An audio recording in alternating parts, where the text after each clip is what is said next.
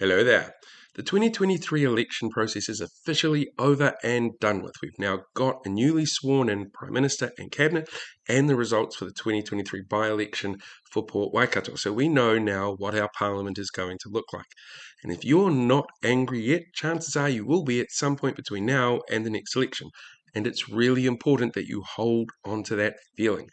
Don't necessarily go out of your way to yell at and scream at people, but keep hold of that anger. And there's a lot there to make people angry, whether or not it's things like repealing smoke-free laws to give tax refunds to landlords, or whether or not the new treaty negotiations minister has no Māori in him, but was once mistaken for being Ngāti Porou, or the fact that they're bringing back things like deep-sea gas exploration and mining, which is, it's just a step backwards.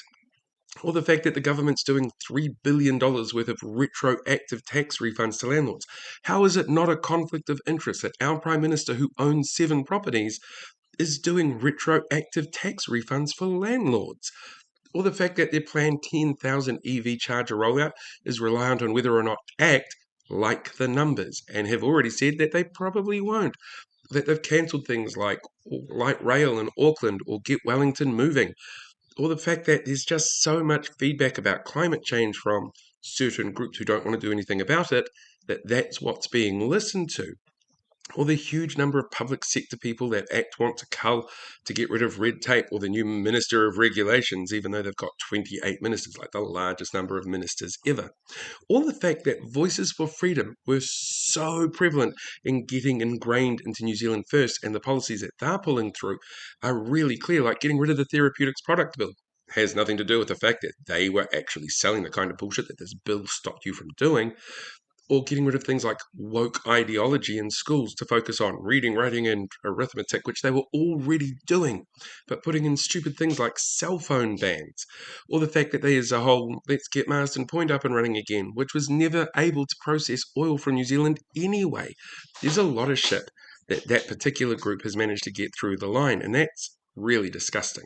Or the fact that bringing back things like live animal exports, or forcing prisoners to work chain gang style again, or that they're going to put in an official, we're not changing the name of the country, that was never on the cards anyway.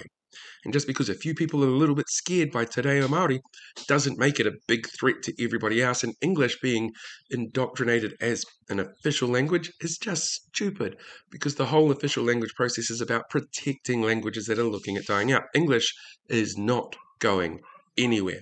What about redefining what the the Waitangi Tribunal does? Those are some of our best legal minds, and they're going to be gagged. Or dropping a section of the Child Protection Act that really specifically creates a process for families to keep dealing with children who are having issues instead of taking them away from family, which could be a breach of the treaty itself.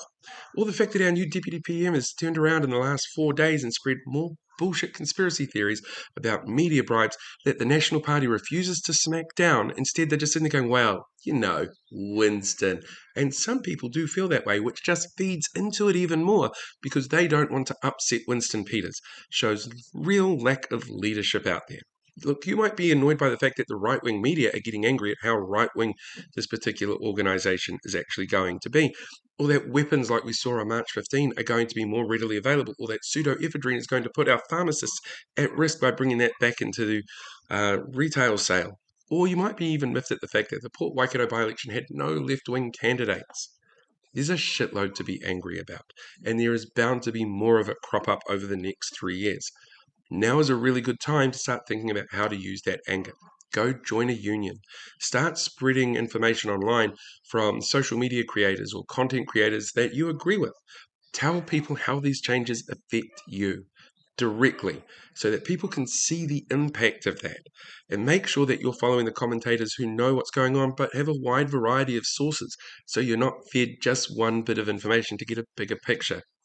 Staying angry is going to be really important over the next few years, but making sure that that anger is used in a productive way, that's how we make sure that the damage that's being done by everything that these parties are undoing doesn't happen to have long-lasting effects for the rest of us.